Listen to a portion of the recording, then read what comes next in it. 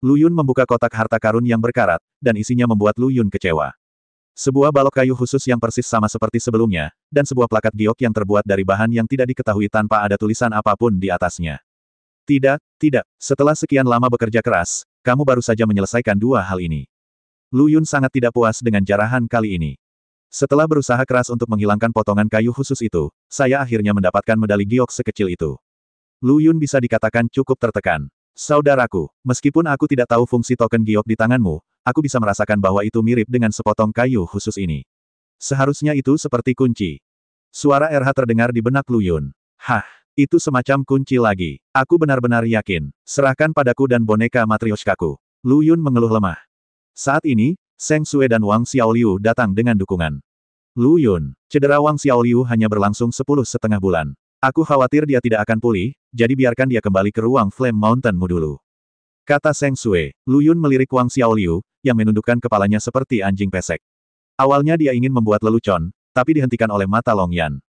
Bagaimanapun, Wang Xiaoliu melakukannya sepenuhnya atas inisiatifnya sendiri. Dia harus melawan manusia batu sendirian hingga berakhir seperti ini. Tapi yang paling membuat Lu Yun menyesal adalah dia awalnya ingin mengandalkan kekuatan negeri dongeng emas sejati Wang Xiaoliu untuk memblokir beberapa masalah yang tidak perlu, tapi sekarang rencana ini juga sia-sia. Sambil menghela nafas, dia membentuk segel dengan tangannya dan membawa Wang Xiaoliu kembali ke ruang Flame Mountain. Ini merupakan pukulan besar bagi Wang Xiaoliu. Dia mengalami kemunduran seperti itu tepat setelah dia menerobos ke negeri dongeng emas. Long Ying menghela nafas dan berkata, "Saya harap dia tidak terguncang oleh ini dan memiliki sifat jahat." Seng Sue juga tampak khawatir. "Jangan khawatir, Wang Xiaoliu tidak akan bingung, dia akan pamit." Lu Yun berkata tidak setuju. Alasan mengapa Wang Xiaoliu diam dan lesu barusan adalah karena wajahnya sakit. Begitu dia membual bahwa dia hebat, dia ditampar wajahnya dengan punggung tangan. Jika dia masih tersenyum, maka hati tahunya akan benar-benar hancur. Daripada mengkhawatirkan Wang Xiaoliu, kita harus memikirkan diri kita sendiri dulu. Lu Yun berkata dengan ekspresi serius. Sebelum Long Ying dan yang lainnya sempat bereaksi, dua sosok mendarat di depan mereka. Sosok yang kontras di antara keduanya nyaris membuat kedua wanita itu tertawa terbahak-bahak. Yang satu berlumuran lemak, sama gemuknya dengan babi, dan yang lainnya sangat kurus sehingga tampak seperti angin sepoi-sepoi yang bisa menerbangkannya. Meskipun orang tinggi dan kurus ini terlihat agak jelek, kekuatannya tidak lemah. Dia adalah negeri dongeng emas palsu dan negeri dongeng emas asli. Apa yang baru saja terjadi di sini? Pria gendut itu bertanya, kata-katanya penuh arogansi. Jika bukan karena tinggi badannya, dia akan memandang orang dengan hidungnya. Matanya mengamati bagian pribadi Seng Sue dan Long Ying dengan tidak hati-hati, menyebabkan kedua wanita itu mengerutkan kening. "Ekspresi apa yang kamu lihat? Kakak laki-lakiku melihatmu untuk memberimu wajah. Tahukah kamu?" Pria kurus itu berkata dan mengulurkan tangan untuk meraih Long Ying dan Seng Sue. Namun dia dicegat di tengah jalan oleh sepasang tangan yang kuat. Setelah lelaki kurus itu terkejut sesaat, dia melihat ke arah lengannya, dan melihat wajah yang tersenyum, senyuman yang hangat, dan wajah yang tampan, yang hampir membuat lelaki kurus itu putus asa. Tapi rasa sakit yang tajam membawanya kembali ke dunia nyata dalam sekejap. Pembuluh darah muncul di dahinya. Lengan yang dipegang oleh Lu Yun sekarang berubah bentuk dan secara paksa dipelintir. "Beraninya kamu bersikap sombong di hadapanku, bahkan di negeri dongeng, kamu mencari kematian." Pria kurus itu meraung, auranya meledak, energi spiritualnya bergejolak, dan tangannya yang lain berubah menjadi pisau tangan dan menebas ke arah Lu Yun.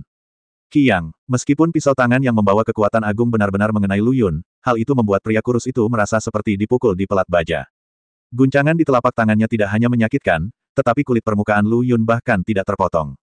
Ini tidak mungkin. Pria kurus itu berkata dengan suara gemetar, seluruh tubuhnya gemetar karena ketakutan. Kakinya yang gemetar terus mundur ke belakangnya, tetapi pria kurus itu lupa bahwa salah satu tangannya dipegang oleh Lu Yun.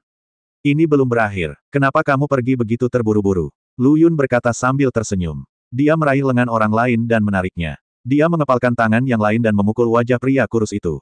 Tidak, pria kurus itu memandangi tangan besi yang mendekat dengan cepat, dan jantungnya bergetar, dan lengannya tiba-tiba patah. Bentuknya seperti tokek yang berusaha bertahan hidup dengan memotong ekornya. Tapi bagaimana Lu Yun bisa membiarkannya kabur begitu saja? Dia melangkah maju dengan kaki kirinya, dan tubuhnya mengikuti pria kurus itu seolah berteleportasi. Pukulan yang tak terhentikan langsung muncul di wajah pria kurus itu. Kalau dipukul pasti kepalanya seperti semangka, hancur berkeping-keping, dan sarinya memercik. Namun meski lelaki kurus itu berada dalam situasi putus asa, lelaki gendut itu tetap berdiri di sana, tanpa niat mengambil tindakan. Bang! Tubuh lelaki kurus yang tampak seperti tiang telegraf itu jatuh ke tanah, namun tidak ada yang tersisa dari leher ke atas. Otak bercampur darah berceceran di mana-mana. Adegan berdarah seperti itu membuat Seng Sue menjadi pucat.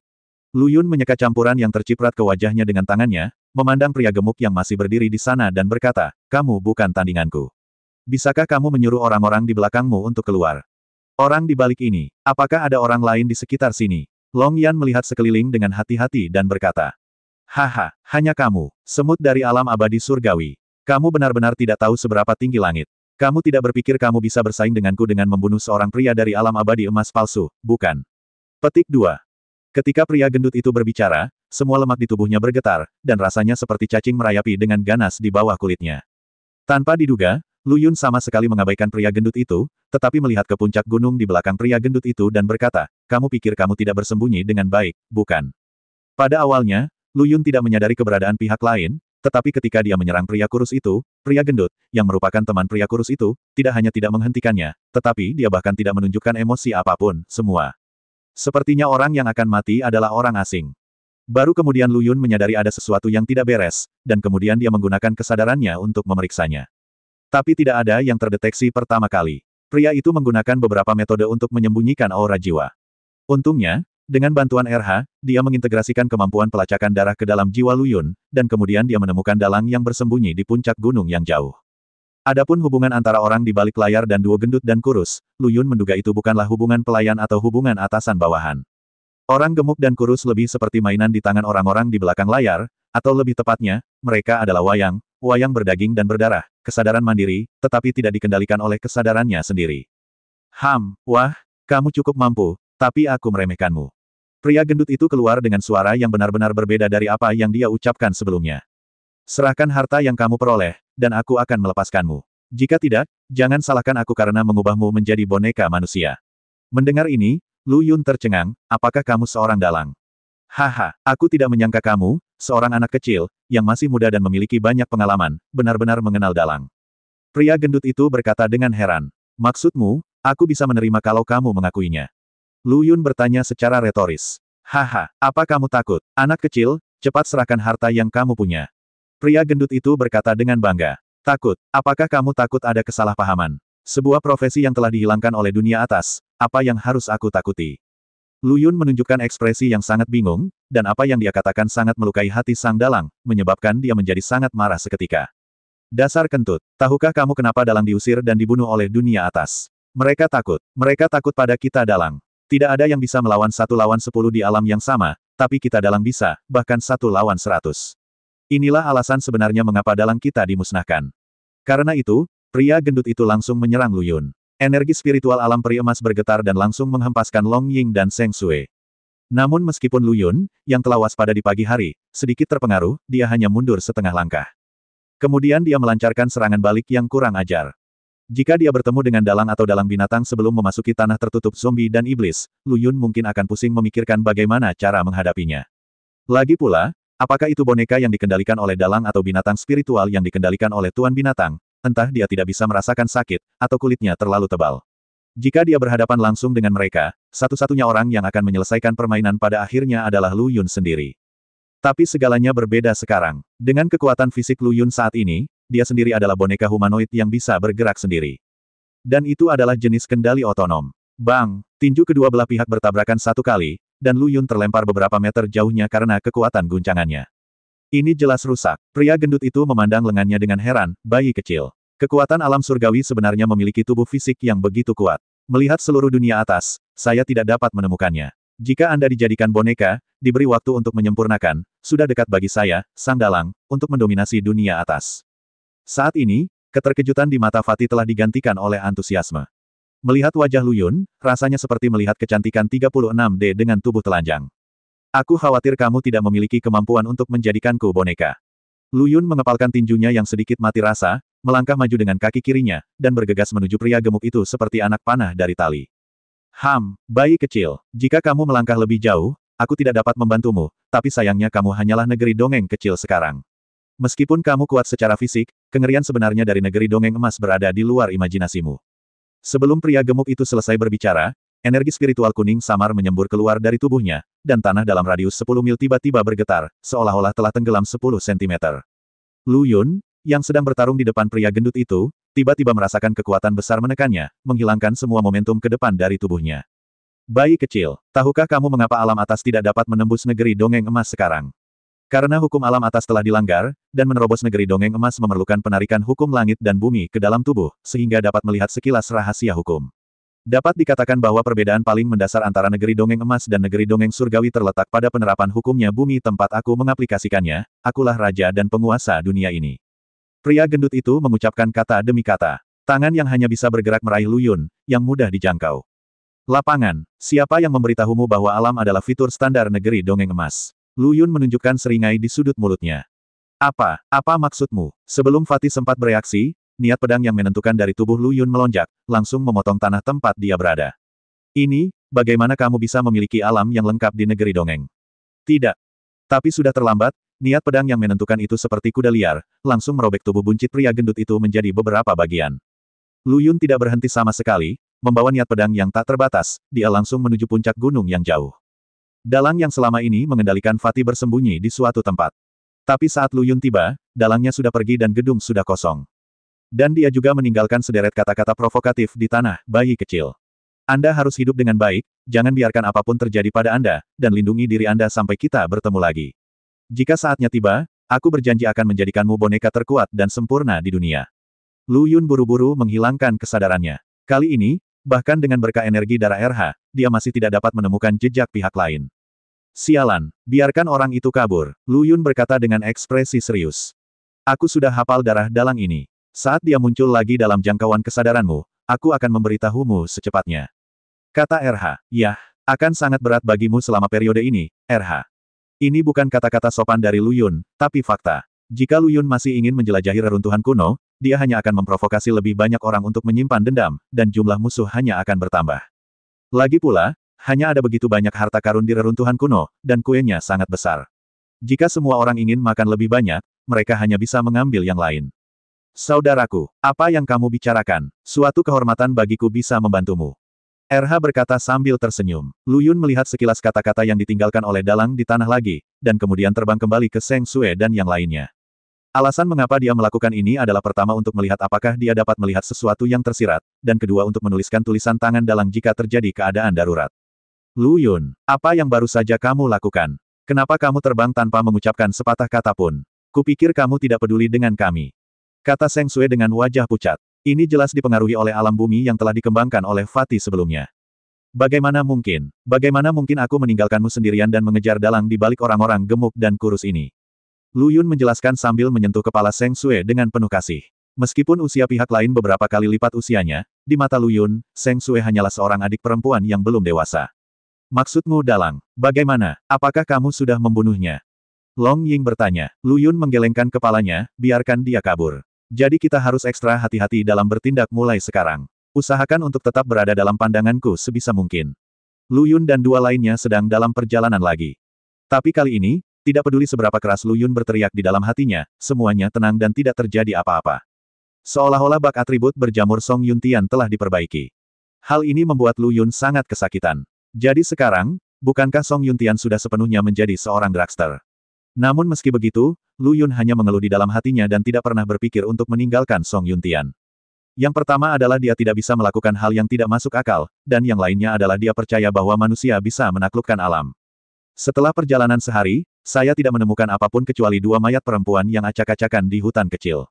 Adapun kedua jenazah tersebut, dilihat dari pakaian robek di sekitar mereka, mereka pastilah wanita muda dari keluarga kecil. Bahan pakaian mereka semuanya memiliki kualitas terbaik. Ia mungkin ingin mencoba peruntungannya di reruntuhan kuno ini, namun akibatnya, ia tidak hanya kehilangan keperawanannya, namun ia juga kehilangan nyawanya di sini. Dalam pandangan Lu Yun, ini memang pantas. Di luar Anda adalah seorang wanita berpangkat tinggi dan dihormati, tetapi di dalam, tanpa dukungan keluarga di belakang Anda hanyalah seorang praktisi biasa, bersiaplah untuk kehilangan nyawamu kapan saja. Meskipun malam di reruntuhan kuno tidak sekeram dan sedingin padang rumput yang sepi, hal ini jelas tidak normal. Saat ini, Lu Yun dan yang lainnya sedang mengelilingi api, merencanakan kemana harus pergi besok. Lagi pula, berkeliaran tanpa tujuan seperti ini bukanlah masalah. Mereka di sini bukan untuk bepergian, tetapi untuk mencari peluang. Tapi satu-satunya kelompok orang yang mereka temui semuanya dibunuh oleh manusia batu, dan bahkan jika mereka masih hidup, mereka mungkin tidak jauh lebih baik dari Lu Yun dan yang lainnya. Satu-satunya dalang yang mungkin mengetahui sesuatu tentang situasinya membiarkannya melarikan diri. Adapun dua gemuk dan kurus, belum lagi, mereka bahkan tidak memiliki cincin penyimpanan paling dasar di muka. Tapi hari ini, saat dia bertarung melawan pria gendut itu, Lu Yun menyadari sesuatu. Sebelumnya, dia selalu merasa bahwa banyak bidangnya tidak terlalu menarik. Meskipun sudah cukup sempurna, itu hanya memberi perasaan pada Lu Yun tidak cukup baik tetapi tidak cukup baik perasaan. Sekarang dia akhirnya tahu bahwa kekurangannya adalah kekuatan hukum. Selama dia menguasai kekuatan hukum, dia dapat sepenuhnya meningkatkan banyak bidangnya. Alasan mengapa dia mampu mengalahkan pria gemuk dengan kekuatan alam peri emas hari ini sepenuhnya karena pihak lain tidak menyangka bahwa Lu Yun dapat mengendalikan medan yang begitu sempurna dengan kekuatan alam peri surgawi. Namun jurus aneh ini hanya bisa digunakan sekali. Saat mereka bertemu lagi, pihak lain pasti akan waspada. Dan saat pikiran Lu Yun mengembara, tiba-tiba seberkas cahaya tiba-tiba menyala di kejauhan, berkedip-kedip, tapi di langit malam yang gelap gulita ini, tampak sangat terang. Apa itu? Seng Sue bertanya. Entah. Tapi aku yakin ada orang lain di suatu tempat. Dan pancaran cahaya ini tidak hanya terlihat oleh kita, pasti akan banyak orang berkumpul saat itu. Lu Yun berkata sambil tersenyum. Saya khawatir tidak dapat menemukan pasukan besar. Bukankah kesempatan itu sudah tiba di depan pintu Anda? Lu Yun menyapa Seng Sue dan yang lainnya dan terbang menuju cahaya itu. Tapi begitu dia terbang ke udara, perasaan krisis yang tak terlukiskan melonjak ke dalam hatinya. Ini adalah persepsi Lu Yun tentang bahaya yang terakumulasi melalui puluhan ribu pertempuran. Semua bulu di tubuhnya berdiri terbalik, seperti kucing yang bulunya meledak. Suara mendesak RH terdengar di benaknya, saudaraku. Tidak, cepat turun ke tanah. Lu Yun tidak berani ragu sama sekali, meraih Long Ying yang tidak curiga dan keduanya, dan dengan cepat jatuh ke tanah. Di langit gelap di atas ketiga orang itu, seberkas cahaya tiba-tiba jatuh. Apa yang tersembunyi di balik warna-warna cerah adalah energi destruktif yang cukup untuk membuat makhluk hidup gemetar. Setelah menarik kedua gadis itu kembali ke tanah, Lu Yun buru-buru terbang ke udara lagi. Cahayanya telah jatuh. Jika mereka bertiga menahannya bersama-sama, Long Ying mungkin bisa menyelamatkan nyawanya dengan darah naga kuno klan, tapi Seng Sue pasti akan mati. Oleh karena itu, Lu Yun harus menerima serangan Xia Guang dengan paksa. Niat pedang yang menentukan menyembur keluar dari tubuh Lu Yun, energi pedang menyebar ke seluruh tubuhnya, dan suara dentang pedang merobek malam yang sunyi. Ledakan, niat pedang yang menentukan dan Xia Guang bertabrakan sekali. Energi nakal itu merobek udara dengan ganas, membuat ledakan sonik yang memekakkan telinga. Meskipun Lu Yun telah menggunakan seluruh kekuatannya, maksud pedang Jue Jue masih dikalahkan oleh sinar cahaya dan akhirnya ditelan oleh sinar cahaya tersebut. Yang juga tertelan adalah Lu Yun. Bang! Cahayanya jatuh, menciptakan kawah besar dengan diameter lebih dari 10 meter di atas tanah. Energi kekerasan yang keluar darinya langsung membuat Seng Sue dan kedua pria itu, yang melarikan diri 1 kilometer jauhnya, ke tanah. Lu Yun, Seng Sue dan Long Ying meraung dan berlari menuju jurang maut. Lu Yun memuntahkan seteguk ludah bercampur tanah. Dia bangkit dari lubang yang dalam dan pertama-tama menghibur Seng Sue yang cemas dan yang lainnya di atas, saya baik-baik saja. Jangan khawatir. Gerakan besar mempengaruhi otot-ototnya, dan Lu Yun menghirup udara dingin beberapa kali karena kesakitan. Meskipun sinar cahaya ini sangat kuat, tidak menyebabkan kerusakan berarti pada Lu Yun, yang memiliki tubuh setinggi surga, tetapi rasa sakitnya sangat menyakitkan. Terlebih lagi, Lu Yun sangat tidak mau. Jika bukan karena kekuatan hukum yang terkandung dalam cahaya ini, dia mungkin tidak akan kalah sekarang. Bisa dibayangkan betapa pentingnya kekuatan hukum ini. Setelah beristirahat di dalam lubang setidaknya selama setengah jam, Lu Yun merasa luka di tubuhnya sedikit berkurang, dan kemudian dia dengan hati-hati keluar dari lubang. Alasan kenapa ia tidak terbang adalah karena takut menarik cahayanya lagi. Adapun cahaya yang kulihat tadi, aku tahu tanpa berpikir bahwa itu pasti disebabkan oleh seseorang yang terbang. Jika orang ini tidak memiliki tubuh tirani Lu Yun, dia mungkin akan mati. Apakah kamu baik-baik saja? Seng Sue bertanya dengan prihatin. Jangan khawatir, tubuhku masih bisa menahannya. Lu Yun menepuk dadanya dan berkata. Mungkin saja intensitasnya tidak terkontrol dengan baik dan suntikannya membuat saya batuk. Apakah kita masih harus pergi ke sana? Long Ying melihat ke arah kemunculan Xia Guang tadi dan berkata. Pergi, tentu saja aku ingin pergi. Kongres Rakyat Nasional mungkin sudah mati, tapi mungkin dia punya informasi tentang reruntuhan kuno ini. Meskipun rasanya seperti memperlakukan kuda mati seperti dokter yang masih hidup, tidak ada pilihan yang lebih baik saat ini. Lu Yun dan yang lainnya berjalan setengah malam dan akhirnya sampai di tempat kejadian itu terjadi. Seperti yang ditemui Lu Yun barusan, ada jurang maut di tanah. Bedanya, diameter lubang besar ini minimal 100 meter. Lu Yun meminta kedua wanita itu menunggu di atas, sementara dia melompat turun. Meski seharusnya tidak ada bahaya apapun di sini, siapa yang bisa menjaminnya? Demi alasan keamanan, biarkan mereka menunggu di atas. Sebelum mencapai bawah tanah, Lu Yun memuji pilihan bijaknya. Adalah benar membiarkan Seng Sue dan yang lainnya tetap di atas. Karena lubang besar ini dipenuhi dengan bau darah yang menyengat, dan semakin dalam Anda turun, semakin kuat pula bau darahnya. Setelah mendarat di bawah tanah, Lu Yun sangat terkejut dengan pemandangan di depannya. Tidak hanya tunggul dan lengan patah yang terlihat di mana-mana, bekas dimakan juga terlihat jelas pada tunggul tersebut. Inilah yang paling membuat kulit kepala Lu Yun mati rasa. Mungkinkah masih ada penduduk asli di reruntuhan kuno ini, dan mereka juga kanibal? Tiba-tiba, suara derai terdengar dari kegelapan di kejauhan, yang langsung menarik perhatian Lu Yun. Siapa? Siapa di mana? Saraf Lu Yun langsung menegang, dan api aneh muncul di telapak tangannya, menerangi lubang yang gelap. Adegan di depannya membuat perut Lu Yun mual. Saya melihat monster humanoid dengan hanya taring tajam di wajahnya memegang kepala mayat dan mengunyahnya. Bahkan ada bunga otak berwarna merah darah yang tergantung di sudut mulutnya. Meskipun Lu Yun telah melihat adegan berdarah yang tak terhitung jumlahnya, dia masih mati rasa dengan adegan ini. Benar-benar menjijikkan, mencicit. Teriakan keras keluar dari mulut monster tak berwajah itu. Dia menjatuhkan tengkorak di tangannya dan langsung menyerang Lu Yun. Ketika digerakkan, Lu Yun menemukan bahwa gadis ini sebenarnya memiliki ekor setebal paha. Ia sangat cepat dan tiba di depan Lu Yun dalam sekejap. Cakar tajamnya memancarkan cahaya dingin yang tajam dan mengarah ke leher Lu Yun. Karena serangan monster yang menutupi wajahnya terlalu tiba-tiba, dan ditambah dengan adegan anti-manusia, reaksi Lu Yun setengah berdetak lebih lambat. Lu Yun hanya bisa memutar pinggangnya dan dengan paksa melemparkan tubuhnya ke belakang pada jarak tertentu.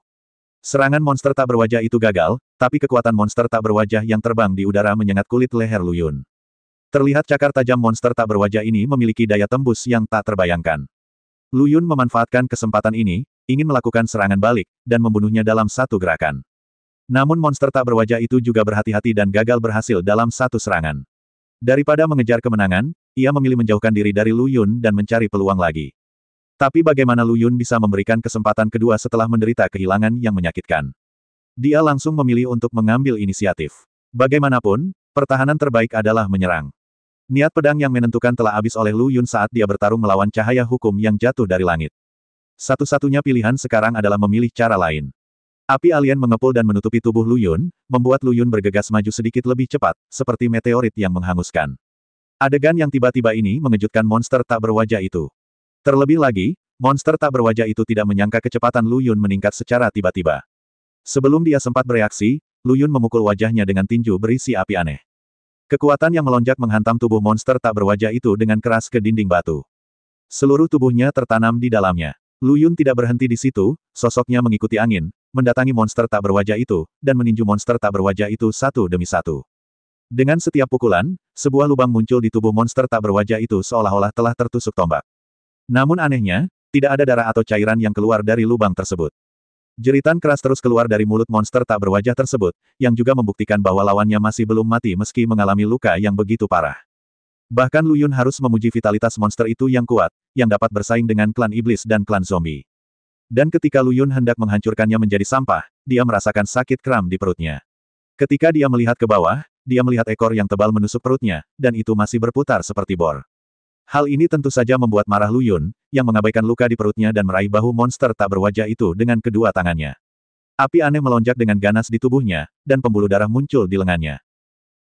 Lu Yun meraung dengan marah dan benar-benar mencabik-cabik monster tak berwajah itu di tengahnya. Api aneh itu langsung menenggelamkan kedua bagian monster tak berwajah itu. Adapun ekor di perut Lu Yun juga berhenti saat ini, seperti bor listrik yang telah dinyalakan dan habis. Tapi sebelum Lu Yun bisa bernapas lega, dia mendengar dua suara angin bertiup dan teriakan minta tolong datang dari atas. Lu Yun, tolong, ada monster. Suara ini sangat familiar bagi Lu Yun. Tidak perlu banyak berpikir untuk mengetahui bahwa Seng Sue dan dua orang di atas lubang itu pasti telah diserang oleh monster tak berwajah itu. Dan monster tak berwajah itu mungkin tertarik dengan jeritan monster yang baru saja dibunuh Lu Yun. Lu Yun tidak repot-repot mencabut ekor yang tertancap di perutnya dan membuka kesadarannya. Selain bisa mendeteksi jejak Seng Sue dan yang lainnya, tidak ada yang lain. Ini mengejutkan Lu Yun. Monster tak berwajah ini tidak bisa tidak memiliki darah, atau bahkan jiwa. Mungkinkah monster tak berwajah ini bukan makhluk hidup? Tidak ada waktu bagi Lu Yun untuk memikirkan hal ini sekarang. Dengan lompatan, tubuh Lu Yun melesat ke atas seperti roket terbang. Dia memeluk Seng Sue dan Long Ying dengan kedua tangannya, membalikkan tubuhnya, dan menginjak kepala monster tak berwajah yang berlari ke depan. Dengan kekuatan ini, ia jatuh dengan cepat ke bawah. Setelah mendarat dengan selamat, Lu Yun tidak repot-repot menjelaskan kepada kedua wanita itu, dan mengirim mereka berdua ke ruang Flame Mountain dengan tangannya. Segera setelah itu, alam api aneh diluncurkan, mengubah lubang berdiameter ratusan meter menjadi dunia api. Monster tak berwajah, yang telah mencakar dinding dengan cakarnya untuk mempercepat, berbalik dan melarikan diri dengan panik keluar dari lubang. Datanglah saat kamu mau. Pergi saat kamu mau. Tidak semudah itu. Serahkan saja semuanya padaku. Meskipun suara Lu Yun tidak nyaring, itu seperti suara Sansekerta di alam api yang aneh. Monster tak berwajah yang ketakutan itu mengeluarkan raungan yang memekakkan telinga. Mencicit. Tidak ada gunanya takut. Turun ke sini. Lu Yun mengarahkan jarinya ke langit, dan tiang api merah jatuh dari langit dan mengalir langsung ke dalam lubang. Ketebalan tiang api bisa dikatakan sama persis dengan ukuran lubangnya, dan sangat pas. Dengarkan saja puluhan suara bang bang bang. Monster tak berwajah yang awalnya tergeletak di dinding lubang semuanya ditelan oleh pilar api bersuhu tinggi yang berkobar ini. Itu jatuh di sekitar Lu Yun. Lu Yun melihatnya sekilas dan berkata sambil tersenyum, 18. Jumlahnya cukup banyak. Adakah di antara kalian yang bisa mendengar kata-kata manusia? Semua yang menanggapinya adalah suara, mencicit, yang dipenuhi amarah. Lu Yun tiba-tiba merasa ingin bermain piano dengan seekor sapi. Karena tidak ada hal seperti itu, silakan pergi ke neraka. Saat dia berbicara, udara di dalam lubang tiba-tiba menjadi gelisah, dan lidah api beterbangan di udara. Monster tak berwajah melancarkan serangan ke Lu Yun saat ini, tapi begitu tubuhnya melompat ke udara, tubuhnya terbungkus menjadi bola oleh api yang muncul dari udara tipis. Bangkit. Saat Lu Yun selesai berbicara, bola api itu benar-benar mengenai monster tak berwajah terdekat dengan kecepatan yang sangat cepat. Namun saat bola api tersebut mengenai monster tak berwajah tersebut, tidak terjadi ledakan seperti yang diharapkan. Bola api yang terhubung dengan monster tak berwajah yang terkena bola api tersebut terlempar ke langit. Sebaliknya, monster tak berwajah yang disentuh oleh bola api itu tersedot ke dalam bola api tersebut. Hal yang sama saja, monster tak berwajah lainnya juga tersedot ke dalam bola api, dan ukuran bola api itu beberapa kali lebih besar dari sebelumnya. Lu Yun memandang bola api merah itu dengan puas, sebagai penguasa dunia api ini. Dia bisa dengan jelas mendengar ratapan monster tak berwajah di dalam bola api. Tapi dunia luar tidak bisa mendengarnya sama sekali, dan inilah yang diinginkan Lu Yun, untuk mencegah lolongan monster tak berwajah ini menarik lebih banyak teman. Ketika saatnya tiba, Lu Yun tidak akan mampu menahan perang. Menerima, Lu Yun meraung. Bola api tersebut mulai menyusut dengan cepat hingga hanya seukuran bola kaca. Meletus. Dengarkan saja ledakannya. Bola api itu meledak dengan kekuatan yang besar, tidak kalah kuatnya dengan misil kecil. Setelah dampaknya hilang, Lu Yun menyingkirkan domain api aneh itu. Pada saat ini, karena penggunaan domain api aneh oleh Lu Yun, sisa-sisa lubang telah terbakar seluruhnya, dan bahkan setetes darah pun tidak terlihat di tanah. Hanya cincin penyimpanan yang memancarkan cahaya redup. Lu Yun menghitungnya dan menemukan totalnya 12. Jika sebuah cincin mewakili satu orang, maka sebanyak 12 orang tewas dalam gelombang cahaya ini. Dan Lu Yun dikremasi untuk mereka, bukan. Setidaknya mereka tidak dibuang ke hutan belantara, juga tidak dikuburkan dengan tulang yang tidak lengkap di dalam perut monster tak berwajah itu. Jadi masuk akal untuk mengenakan biaya kremasi. Jadi Lu Yun memasukkan cincin penyimpanan ini ke dalam sakunya dengan tenang. Jika orang-orang ini masih hidup di surga, mereka pasti akan memberitahu Lu Yun dalam mimpinya, saya belum pernah melihat orang yang begitu tidak tahu malu. Setelah memeriksa pialanya, kebanyakan darinya adalah senjata ajaib dan harta karun yang tidak berguna bagi Lu Yun, serta mata uang keras seperti batu spiritual dan sumber hewani. Memang tidak banyak, tapi tidak banyak. Tepat ketika Lu Yun putus asa pada piala-piala ini, dia tiba-tiba menemukan sepotong kayu khusus dan sebuah plakat giok di dalam cincin penyimpanan. Itu persis sama dengan apa yang Lu Yun dapatkan dari peti harta karun berkarat saat dia mengalahkan manusia batu itu. Sepertinya ini adalah cincin penyimpanan pemimpin atau pemimpin regu kelompok ini. Lu Yun bergumam pada dirinya sendiri. Dia mencari-cari lebih hati-hati. Lagi pula, jika dia tidak dapat menemukan apapun tentang reruntuhan kuno dengan cincin penyimpanan ini, lupakan hal-hal lain. Hasil akhirnya mengecewakan Lu Yun. Kecuali balok kayu khusus yang dapat ditembus oleh mata Dharma Lu Yun, tidak ada bedanya dengan cincin penyimpanan lainnya. Ini membuat Lu Yun sangat kacau. Setelah bekerja keras semalaman, saya melihat Dongfang telanjang, dan akhirnya mendapatkan benda kecil ini. Lu Yun terlalu malas untuk menggali 7 cincin penyimpanan yang tersisa, yang hanya membuang-buang waktu. Lebih baik melapor ke Seng Sue dan 2 orang yang mengkhawatirkannya sekarang karena dia aman. Dia membentuk segel dengan tangannya, tapi setelah sekian lama, masih tidak ada apa-apa di depan Lu Yun. Hah, Lu Yun berpikir dalam hati, mungkin dia salah mengambil tanda. Saya mencoba 2 kali lagi, tetapi masih belum ada tanda-tanda keberadaan Seng Sue. Lu Yun panik sekarang. Mungkinkah domain api digunakan terlalu lama dan mempengaruhi dunia Flame Mountain? Lu Yun dengan cepat membuat rahasia dan mengirim dirinya ke dunia Flame Mountain. Begitu saya masuk, saya mendengar tangisan yang memilukan, hati yang patah itu seperti pecahan kaca, hati yang penuh kasih tidak akan pernah pulih. Mencari suaranya, saya melihat Wang Xiaoliu terbaring di tempat tidur dengan perban di sekujur tubuhnya, bernyanyi dengan ekspresi tanpa pamrih di wajahnya. Saat itu, kepala Lu Yun sedang terbakar, dan dia ingin segera maju dan memberinya 2 penis besar. Saya kelelahan di luar dan berbicara tentang hidup saya, tetapi Anda sedang beristirahat di ruang Flame Mountain di seberang saya, dan Anda bernyanyi di kejauhan. Seolah merasakan aura pembunuh di udara, Wang Xiaoliu duduk dari tempat tidur dan kebetulan melihat Lu Yun dengan wajah muram. Saat itu aku hampir membuatnya takut hingga membuatku kesal. Sialan, kapan kamu datang ke sini? Kenapa kamu tidak mengucapkan sepatah kata pun? Di mana Nona Seng Sui dan yang lainnya? Bukankah mereka ikut bersamamu? Wang Xiaoliu bertanya sambil melihat ke kiri dan ke kanan.